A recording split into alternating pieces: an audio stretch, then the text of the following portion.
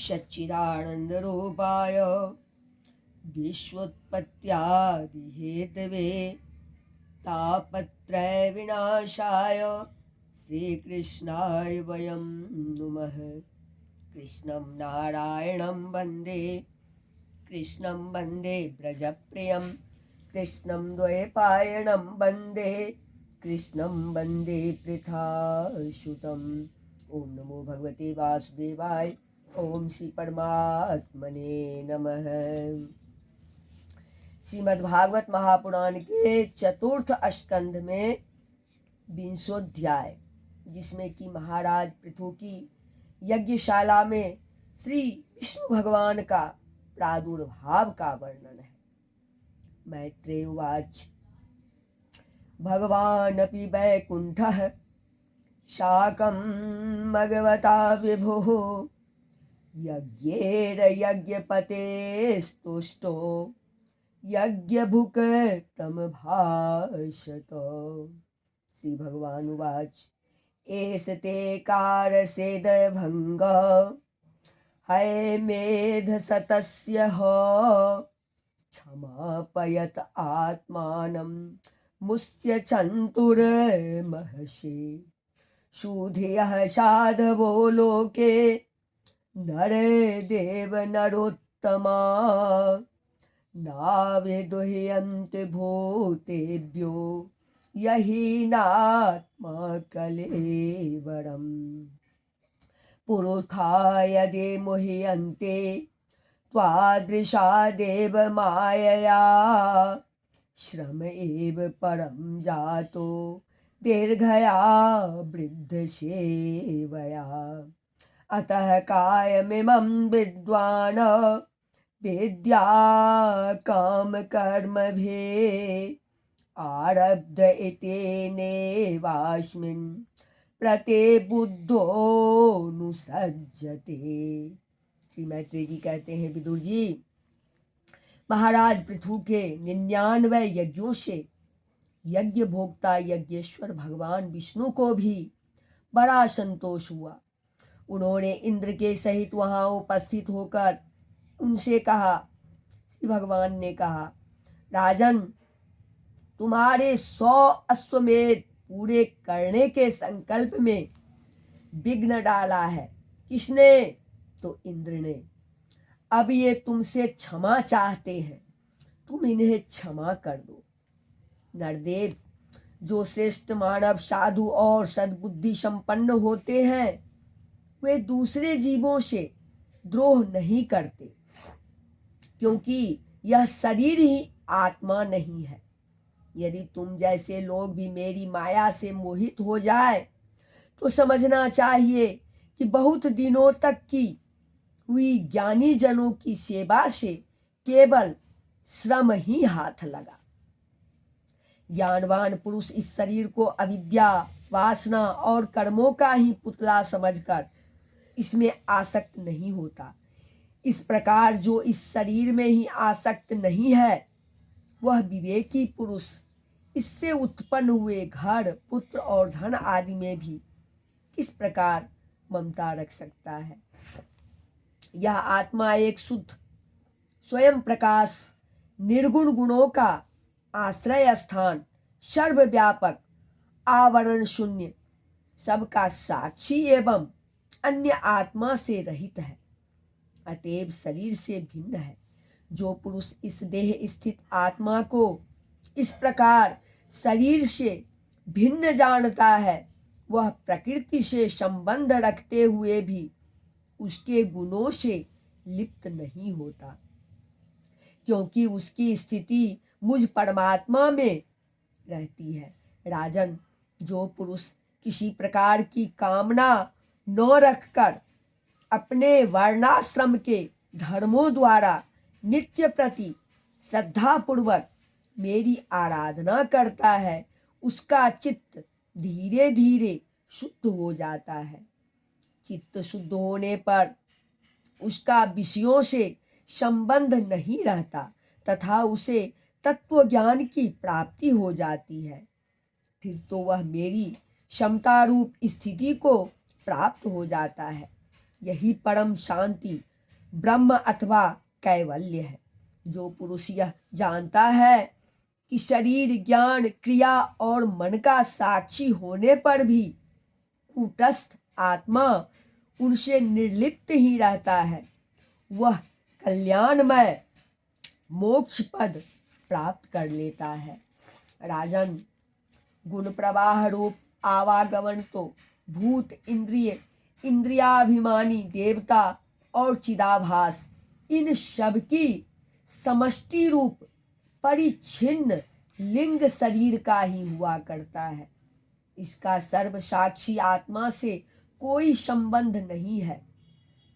मुझ में दृढ़ अनुराग रखने वाले बुद्धिमान पुरुष संपत्ति और विपत्ति प्राप्त होने पर कभी हर्ष, शोक आदि विकारों के वशीभूत नहीं होते।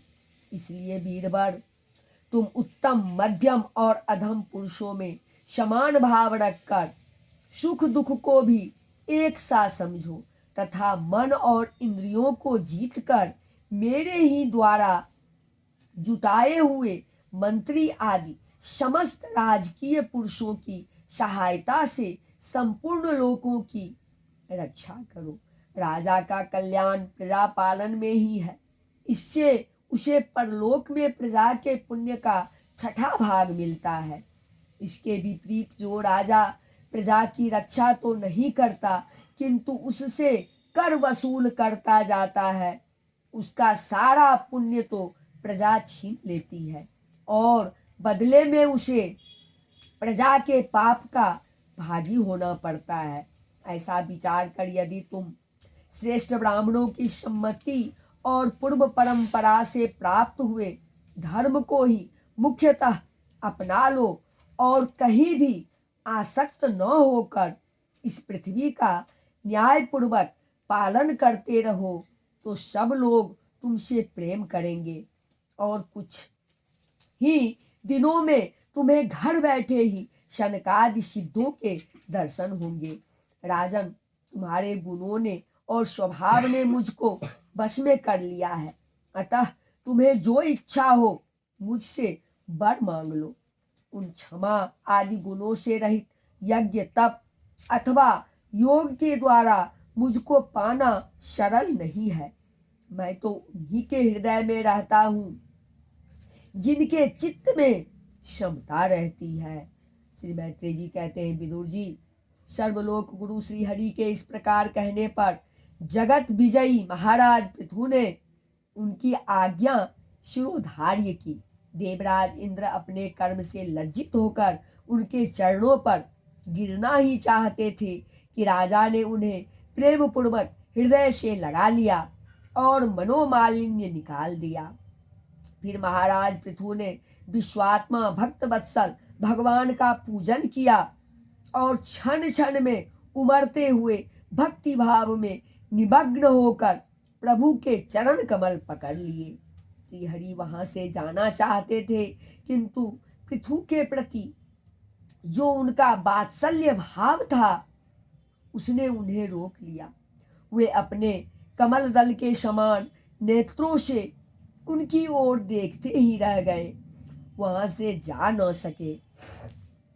आदिराज महाराज पृथु भी नेत्रों में जल भर आने के कारण न तो भगवान का दर्शन ही कर सके और न तो कंठ गदगद हो जाने से कुछ बोल ही सके।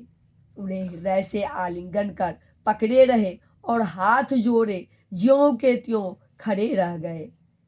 प्रभु अपने चरण कमलों से पृथ्वी को स्पर्श किए खड़े थे। उनका कराग्र भाग गरुड़ जी के ऊंचे कंधे पर रखा हुआ था। महाराज पृथु नेत्रों के आंसू पोंछकर अतृप्त दृष्टि से उनकी ओर देखते हुए इस प्रकार कहने लगे। महाराज पृथु बोले, मोक्षपति प्रभो, आप वर देने वाले ब्रह्मादि देवताओं को भी वर देने में समर्थ है। कोई भी बुद्धिमान पुरुष आपसे देहाभिमानियों के भोगने योग्य विषयों को कैसे मांग सकता है? वे तो नारकी जीवों को भी मिलते ही हैं। अतः मैं इन तुच्छ विषयों को आपसे नहीं मांगता।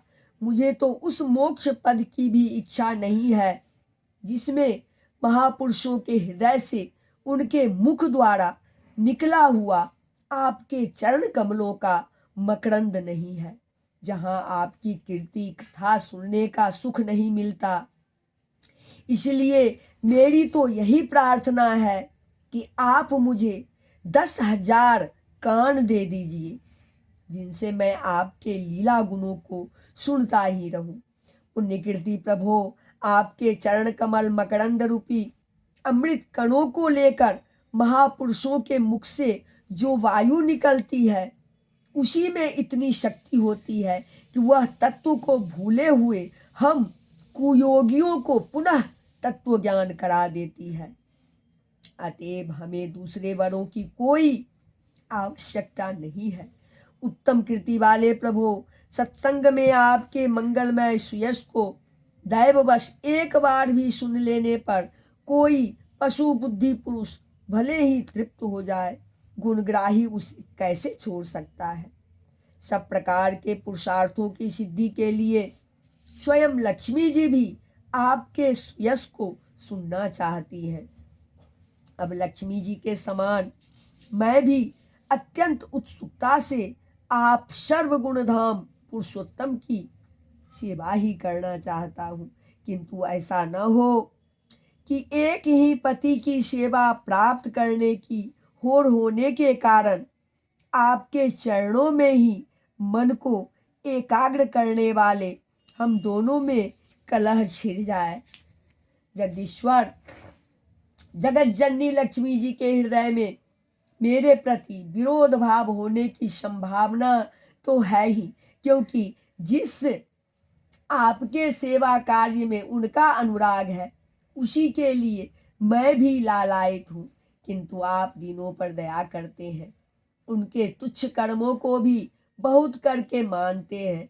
इसलिए मुझे आशा है कि हमारे झगड़े में भी आप मेरा ही पक्ष लेंगे। आप तो अपने स्वरूप में ही रमन करते हैं, आपको भला लक्ष्मी जी से भी क्या लेना है। इसी से निष्काम महात्मा ज्ञान हो जाने के बाद भी आपका भजन करते हैं। आप में माया के कार्य, अहंकार आदि का सर्वथा अभाव है। भगवान, मुझे तो आपके चरण कमलों का निरंतर चिंतन करने के सिवा सत्पुरुषों का कोई और प्रयोजन ही नहीं जान पड़ता।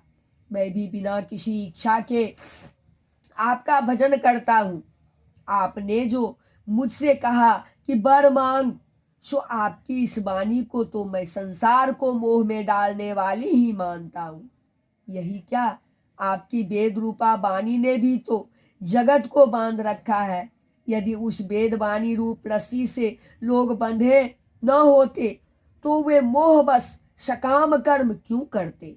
प्रभो, आपकी माया से ही मनुष्य अपने वास्तविक स्वरूप आपसे विमुख होकर अज्ञानवश अन्य स्त्री पुत्र आदि की इच्छा करता है।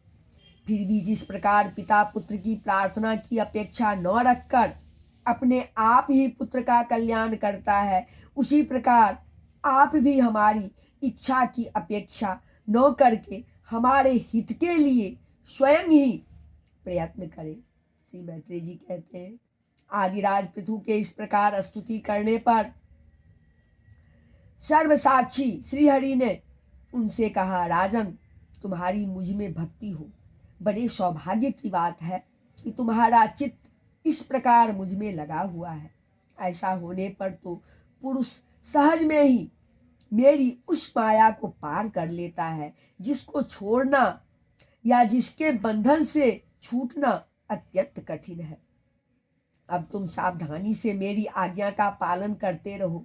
प्रजापालक नरेश, जो पुरुष मेरी आज्ञा का पालन करता है उसका सर्वत्र मंगल होता है। श्री मैत्रेय जी कहते हैं, विदुर जी, इस प्रकार भगवान ने राजर्षि पृथु के सारगर्भित वचनों का आदर किया। फिर पृथु ने उनकी पूजा की और प्रभु उन पर सब प्रकार कृपा कर वहाँ से चलने को तैयार हुए। महाराज पृथु ने वहाँ जो देवता, ऋषि, पितर, गंधर्व, सिद्ध, चारण, नाग, किन्नर, अप्सरा, मनुष्य और पक्षी आदि अनेक प्रकार के प्राणी एवं भगवान के पार्षद आए थे, उन सभी का भगवत बुद्धि से भक्ति पूर्वक वाणी और धन के द्वारा हाथ जोड़कर पूजन किया। इसके बाद वे सब अपने अपने स्थानों को चले गए। भगवान अच्युत भी राजा पृथु एवं उनके पुरोहितों का चित्त चुराते हुए अपने धाम को सिधारे। तदंतर अपना स्वरूप दिखाकर अंतर ध्यान हुए। अव्यक्त स्वरूप देवाधिदेव भगवान को नमस्कार करके राजा पृथु भी अपनी राजधानी में चले आए। भगवान पीराजर्षे सोपाध्यायस्य चाच्युतः हारण्यैव मनो मुख्य स्वधाम प्रत्यपद्यत। अदृष्टाय नमस्कृत्य नृपः संदर्शिता मने अव्यक्ताय च देवानां देवाय स्वपुरं ययो। इति श्रीमद्भागवते महापुराणे पारमहंस्यां संहितायां चतुर्थ स्कंधे विंशोऽध्यायः। बोले वृंदावन बिहारी लाल की जय। श्री कृष्ण गोविंद हरे मुरारे, हे नाथ नारायण वासुदेव। हरे मुरारे मधुकैटभारे, गोविंद गोपाल मुकुंद कृष्णा। जय श्री हरि, जय श्री हरि। जिस प्रकार सत्संग का प्रभाव मनुष्य के ऊपर पड़ता है, अच्छा या बुरा, उसी प्रकार मौसम का भी प्रभाव पड़ता है। तो मौसम के प्रभाव के कारण, कुछ गला खराब होने के कारण वाणी में कुछ गड़बड़ी आई, इसके लिए मैं क्षमा चाहती हूँ।